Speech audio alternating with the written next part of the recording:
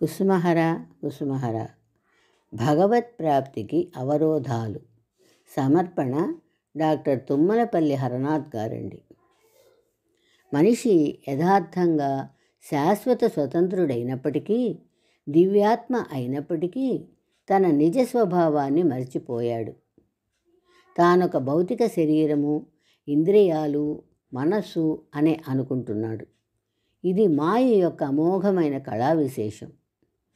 అది జీవాత్మకి ఒక క్రొత్త భ్రమాయుతమైన అహంకార భావాన్ని కలిగిస్తుంది. దాంతో అతడు ఆ భౌతిక శరీరమే తాను అని అనుకుంటున్నాడు. మాయ అన్ని జీవులను బుద్ధిహీనులను చేసింది. ఈ భౌతిక శరీరం ప్రభువుది. ఎప్పుడు సంకల్పిస్తే అప్పుడు దానిని ఆయన తీసుకువెళతాడు. మనిషి మాయతో ఆవరించబడి ఇక్కడ ఉండే ఈ అందమంతా తన సంతోషానికేనని భావిస్తాడు. ఇక్కడి ప్రతి వస్తువు ప్రభునిదే. ఒక వస్తువు మరొకరికి చెందినది అని మీకు తెలిస్తే అది మీదే అని అనుకోరు. దాని పట్ల మీకు ఆసక్తి ఉండదు. ఈ ప్రపంచంలోని అన్ని వస్తువులు ఆయన చేతనే ఇవ్వబడ్డాయి. ఆయనే తిరిగి తీసుకువెళ్తాడు. తనది అనబడేది ఇక్కడ ఏమీ లేదు. తను ఉన్నది పరమాత్మ కోసమని పూర్తిగా గ్రహించే వ్యక్తి బుద్ధిమంతుడు, జ్ఞాని. ఇక్కడ చూచే ప్రతి వస్తువు పరమాత్మకి చెందినదేనని ఎప్పుడూ మనసులో పెట్టుకోవాలి.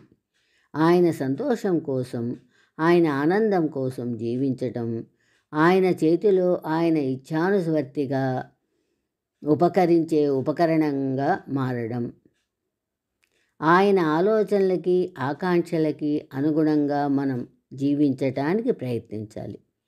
మన వ్యక్తిగత సంకల్పాన్ని ఆయన దివ్య సంకల్పానికి సమర్పించడం, క్రమేపీ నిస్వార్థతో తన వాడైన పరమాత్మని దగ్గరికి తీర్చుకొనవచ్చును.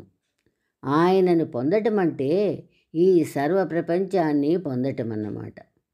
ఈ విశ్వాన్ని మన దానినిగా భావించండి. అది పరమాత్మకి చెందినది. ఆయన మనకు ప్రియుడు కనుక ఆయనకు చెందిన వస్తువులు మనకు కూడా ప్రియమైనవేనని గ్రహించాలి.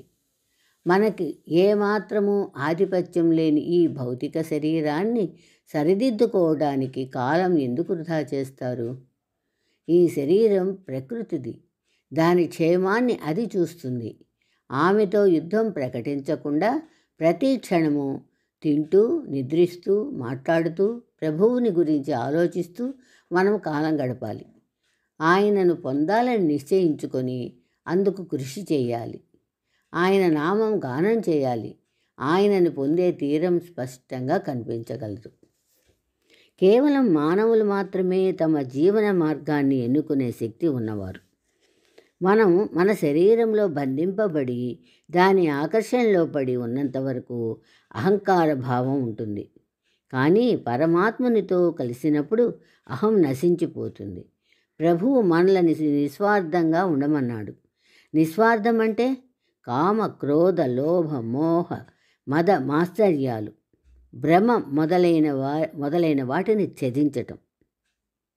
ఎవరైనా తాను శాశ్వతంగా సంతోషంగా ఉండాలంటే తాను అల్పుడననే భావంతో వినయంగా ఉండటం నేర్చుకోవాలి. ఎంతకాలం స్వార్థం ఉంటుందో అంతవరకు ఎవ్వరూ పరమాత్మని సేవలో ప్రవేశించలేరు. స్వార్థం మనిషిని పాపాలు చేయిస్తుంది. 2 రోజుల సుఖం కోసం మాయా ప్రభావంతో ఎవ్వరూ తమ శాశ్వత పరమాత్మ ప్రేమను త్యాగం చేయకూడదు. తనని తాను మరచిపోనంత వరకు ఎవ్వరూ ఇతరులను ప్రేమించటంలో ఆనందం పొందలేరు. నిజంగా పరమాత్మని ప్రేమిస్తేనే జీవుడు తనను తాను మర్చిపోగలడు. అహాన్ని విస్మరించనంత వరకు నిజమైన ప్రేమ రాదు. అటువంటి ప్రేమకు గోపికలు ఒక ఉదాహరణ. కృష్ణుడి పట్ల వారి ప్రేమ ఆర్తి ఎంత గొప్పదంటే వారి అహంకారం పూర్తిగా మాయమైంది. ప్రేమ పిచ్చి గల శ్రీ హరప్రభువుని ప్రేమకై నిత్యము ప్రార్థిద్దాము. ప్రభువు మన పూర్తి హృదయాన్ని వాంఛిస్తాడు. అప్పుడే మనం యుగళాన్ని సేవించే అర్హత పొందుతాము. అమృతాన్ని మించిన మధురాతి మధుర పదార్థాన్ని విడిచి రుచిలేని వస్తువు వైపు వ్యామోహితులు కాకుండా ఉండాలి. ఎటువంటి స్వార్థపరమైన ఉద్దేశం లేని నిజాయితీపరుడు, నిర్మలుడు అయిన వ్యక్తి ఎంత పాపాత్ముడైనా, ఎంతటి అపరాధి అయినా మన్నించి కౌగిట చేర్చుకొని తన వాడిని చేసుకుంటాడు పరమాత్మ.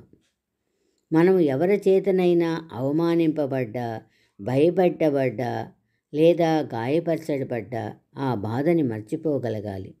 కానీ మనము ఎవరికైనా దుఃఖము కలిగిస్తే ఎప్పటికీ ఆ పని మర్చిపోకూడదు. దానికి పశ్చాత్తాపపడాలి.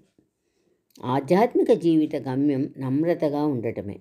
ఈ జగన్నాటకం ఆనందం కోసం మాత్రమే. ఇందులో స్వారస్యం అనుభవం లేని వాళ్ళు తాము తమ స్పృహలో లేరని అనుకోవాలి. భయంకరమైన నేను నాది అనే స్వార్థము నుంచి విడిపడటానికి హరి కుసుమహర నామం ఒక్కటే అతి సులువైన ఏకైక మార్గం, మాయ నుంచి తప్పుకునే మార్గం. అంతకు మించి కలిజీవులకు మరొక మార్గం లేదని స్పష్టంగా గ్రహించాలి. నామజపంతో మనం నా వారిని నేనే ఎందుకు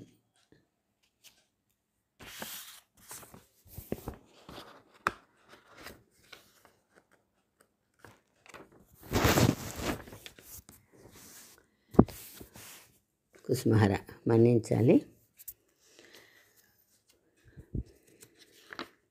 నామజపంతో మనం పురోగమించిన కొద్దీ నేను నాది అనే భావన క్రమేపీ తొలగిపోతుంది. కుసుమహర అనే కఠిన హృదయాలను సైతం కరిగించే ఈ కలియుగ మధుర కృష్ణనామ వ్రజ కవచాన్ని, వజ్ర కవచాన్ని ధరించటమే మన లక్ష్యం కావాలి. ప్రాపంచిక భాగ్యాల కోసం లౌకికమైన యోచనలతో ఈ మహత్తర మానవ జన్మని పాడు చేసుకోకూడదు. పరమాత్ముడైన కుసుమహరుని మీ వానిగా భావించి మహదానందంతో ఆయనను సేవించాలి. ఆయన నామాన్ని శరీరాత్మలతో గట్టిగా పట్టుకోవటం ప్రతి వారి ప్రియమైన కర్తవ్యం. భగవన్నామంలో మునిగి మనస్సుని, హృదయాన్ని పవిత్రం చేసుకోవాలి. ఆయనపై పూర్తిగా ఆధారపడాలి. ఎప్పుడూ ఆయన సంతోషం కోసం, ఆయన ఆనందం కోసమే జీవించగలగాలి. ఆయన చేతిలో ఒక పనిముట్టుగా మనలను మనమే తయారు చేసుకోవాలి. అటువంటి ఊహలతో, భావనలతో అహం నశిస్తుంది. మన ఆలోచనలన్నీ ప్రభువుకి సమర్పించుకోవాలి. ఎప్పుడూ ఆయన నామజపంలో జీవించాలి. మనము ప్రభు చేతిలోని పరికరాలను అని నిరంతరం యోచిస్తున్నప్పుడు అక్కడ ఏ మాయ ఉండలేదు, మనలను పీడించలేదు. మన శరీరం పరమాత్మ నివసించే దేవాలయం. మనమేమి చేసినా అది పరమాత్మ కోసమే. పరమాత్మ కోసమే మనలను అలంకరించుకోవాలి. ఏ చిన్న పని అయినా అది పరమాత్మ కోసమే. అన్ని కార్యాలలో పరమాత్మనే చూస్తుంటే మనకి ఈ నిరుపయోగమైన వ్యధలు ఉండవు. నిశ్చింతంగా ఉండాలి. ఏ పనిలోనైనా నేను అనే భావన ఉంటే బాధ్యత తానంతటది వస్తుంది. ప్రతినిధిగా ప్రవర్తించండి. ఉపకరణంలాగా వ్యవహరించండి. ఒకటి సరిగ్గా జరగలేదు అన్న బాధ ఆ పని ఎవరిదో ఆయనకి ఉండాలి. ఆయన ప్రతి ఆజ్ఞ కూలీవాడిలాగానేనా చెయ్యాలని నిశ్చయించుకోవాలి. అప్పుడే సఫలీకృతమవుతాం, సంతృప్తి పడతాం. ఏ రకమైన పని మీద అనుబంధం ఉండకూడదు. దైవ కార్యాలు నెరవేర్చేందుకు పని చేయాలి. అప్పుడు పని చేయటంలో సునాయాసం గమనిస్తారు. మీ ద్వారా ప్రభువు పని చేస్తున్నాడని గ్రహిస్తారు. అన్ని బాధ్యతల నుండి విముక్తి చెందుతారు. ఎవరు మనకి శరీరం ఇచ్చారో వారి కార్యంలో మన శరీరాన్ని వినియోగించటం కన్నా గొప్ప ఆనందం ఏముంటుంది? ప్రేమ యొక్క ప్రధాన లక్షణం నమ్రత.